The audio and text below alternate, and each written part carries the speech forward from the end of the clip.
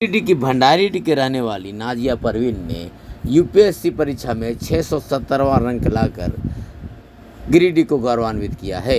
नाजिया परवीन अभी गिरिडीह आई हुई है, जिसके बाद नाजिया परवीन को सम्मानित करने की होड़ लगी है। इसी कड़ी में अहमद परिवार बिशनपुर की ओर से भी नाजिया परवीन को सम्मानित किया गया। मौके पर अहमद परिवार के अमीरुद्दीन अहमद, रूमी सबा अहमद, रूही अहमद ने नाजिया परवीन के घर जाकर उनका बुके देकर स्वागत किया और सम्मान किया। मौके पर अमीरुद्दीन अहमद ने कहा कि चूँकि नाजिया परवीन यूपीएससी की परीक्षा पास की है और वह अलीगढ़ यूनिवर्सिटी की छात्रा रही है, मेरे परिवार के भी कई लोग अलीगढ़ मुस्लिम यूनिवर्सिटी के छात्र रहे हैं, इसलिए एक दिली लगाव उससे महसूस हुआ। साथ ही साथ नाजिया ने यूपीएससी पास करके गिरिडीह का भी मान बढ़ाया है। आज हम लोग नाजिया को सम्मानित करके खुद भी गौरव महसूस कर रहे हैं। उन्होंने कहा कि आने वाले समय में नाजिया परवीन जैसी कई छात्र छात्राएं यूपीएससी की परीक्षा पास करें और उच्च ओहदे में जाए, इसकी कोशिश में हम लोग भी लगेंगे ताकि गिरिडीह में भी यूपीएससी पास करने वाले छात्र छात्राओं की संख्या बढ़े। साथ ही साथ देश की तरक्की में गिरिडीह के छात्र छात्राओं का भी योगदान अहम रहे। आप टीचर हो सर, कहाँ पढ़ाए हैं? Very good. मामा बख्तियारपुर से आए हैं। आइए आइए आइए, पूरे फैमिली की खुशी है भाई। और यूपीएससी में 670वां रैंक लाने वाली नाजिया परवीन जो गिरिडीह में छा चुकी है, कल आप लोग भी गए थे उनको सम्मानित करने, क्या मतलब? हाँ, हम लोग भी गए थे उसको सम्मानित करने के लिए, और ख़ास कर इसलिए भी गए थे कि गिरिडीह जैसे छोटे टाउन से भी और एक लड़की होके उसने इसमें कामयाबी हासिल की है। और एक बहुत बड़ी बात यह है कि ये लड़की अलीगढ़ मुस्लिम यूनिवर्सिटी से पढ़ी है, जहाँ के हम भी छात्र रहे हैं, और हमारे फैमिली यहाँ पर कम से कम 10 लोग ऐसे हैं जो कि छात्र रहे हैं वहाँ के। ख़ासकर हमारे भाई एजाज़ अहमद, सरफराज अहमद, तलत अहमद, फैज़ी अहमद, इंतज़ार अहमद, रियाज़ अहमद, फैज़ अहमद पटना के हैं जो हमारे फुफेरे भाई हैं। फसिया अहमद, नदमीन अहमद हमारी भतीजियाँ हैं, और हमारी बेटी सदफ़ अहमद। इन सब लोगों ने आज वहाँ से शिक्षा प्राप्त कर बहुत कामयाबी हासिल की है। एजाज़ अहमद जो भाई हैं हमारे, वो एसी के बहुत अच्छे इंजीनियर रहे हैं और 35 साल खाड़ी देशों में रहकर अब गिरिडीह वापस आए हैं। सरफराज अहमद हमारे भाई जो कि 24 साल की उम्र में एमएलए बने, उन्होंने पॉलिटिकल फील्ड में बहुत ऊंचाई हासिल की है और आजकल राज्यसभा के मेंबर हैं। तलत अहमद तीसरे भाई जो वाइस चांसलर रहे जामिया और 2 बार कश्मीर के, तो इन्होंने अपने फील्ड में सिस्मोलॉजी में इंटरनेशनल लेवल पर काम किया है और आज भी बड़े बड़े सेमिनार्स वगैरह में बुलाए जाते हैं। इन्हीं की देन थी कि जामिया में यूपीएससी का कॉम्पिटिटिव सेंटर खोला गया। तलत अहमद की देन थी ये? हाँ, तलत अहमद की देन थी कि खोला गया, और हर साल हम देख रहे हैं कि यहाँ से अच्छे खासे स्टूडेंट्स यूपीएससी में आते हैं।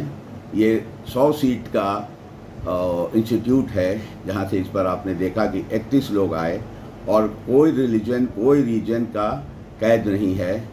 कॉम्पिटिटिव एग्ज़ाम होता है, फ्री इंस्टीट्यूट है, ओनली हॉस्टल और फूड की जो ज़रूरत होती है वो अपने से करना पड़ता है। फैज़ी अहमद हमारे भाई थे जो कि होटल फील्ड में अच्छा काम किया, मरहूम को अल्लाह जन्नत में जगह दे।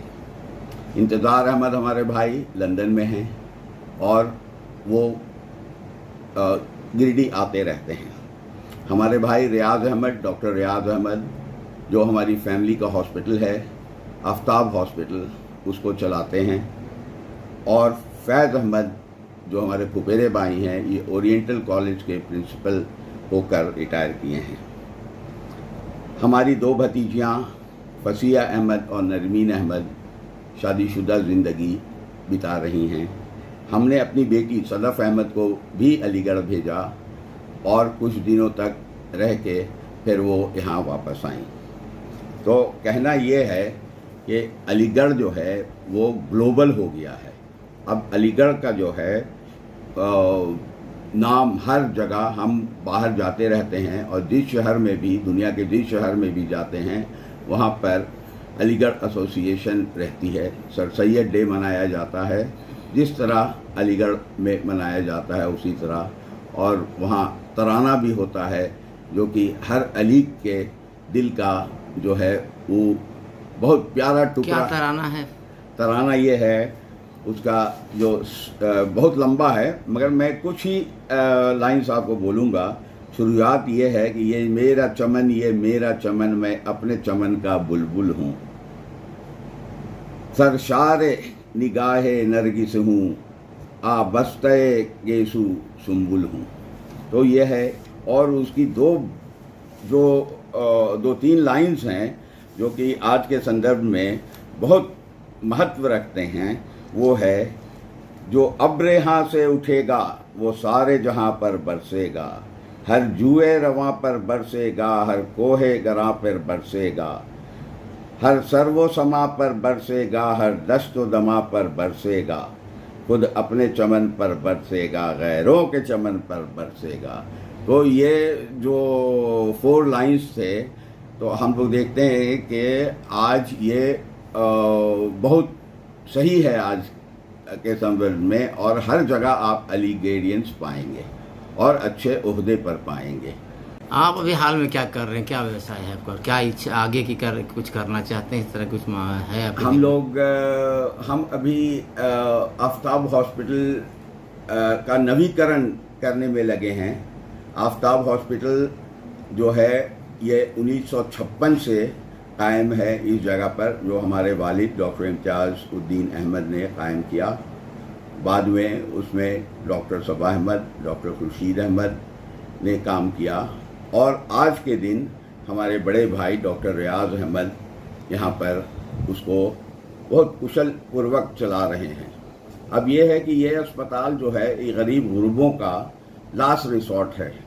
जो हर जगह से थक जाते हैं वो यहाँ आते हैं। कुछ चैरिटी की काम भी की जाती है यहाँ पर, ताकि सबों को, जो गरीब गुरबा हैं, जो अंडर प्रिविलेज हैं, उनको आने के बाद ऐसा ना लगे कि हम यहाँ आए हमें कुछ नहीं मिला। तो इसी चीज़ को देखते हुए हम लोग मल्टी स्पेशलिटी हॉस्पिटल बना रहे हैं, Aftab health care private limited के नाम से, जो कि बहुत जल्दी कार्यरत होगा। और हम लोग का मोटो वही है कि हम लोग सर्विस दें कॉरपोरेट हॉस्पिटल की तरह, मगर चार्जेस हम रखें जो हमारे मरीज़ आते हैं उनके पॉकेट के हिसाब से। तो आप लोग सबसे दुआ की गुजारिश है कि हम लोगों के इस स्टेप में हमारे लिए दुआ करें कि हम अपने लक्ष्य को पूरा कर सकें। गिरडी की बच्चियों के लिए कुछ योजना है क्या आपके पास? जब इस लड़की ने ऐसा किया, नाजिया ने, तो हमें ख्याल आया कि क्यों ना हम लोग कुछ करते ही रहते हैं कम्युनिटी के लिए।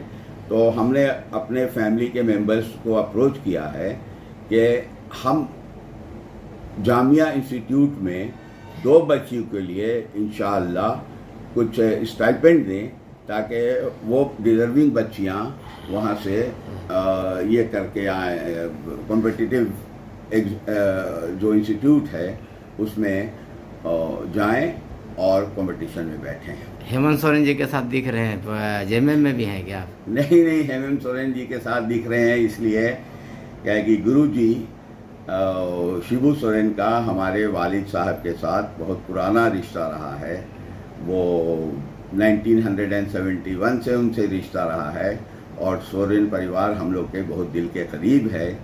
और आपने जो देख लिया तो हमें एक और आइडिया आया है कि इंशाअल्लाह हम हेमंत जी से, जो कि अभी जेल के अंदर हैं, वो जब फिर से गद्दी पर बैठेंगे तो उनसे हम आग्रह करेंगे कि कॉम्पिटिटिव ज़ील लाने के लिए बच्चियों में इस तरह का कॉम्पिटिटिव इंस्टीट्यूट रांची और कुछ बड़े शहरों में खोला जाए, उसमें गिरिडीह को भी शामिल करें। तो यही प्लानिंग है और कुछ नहीं है।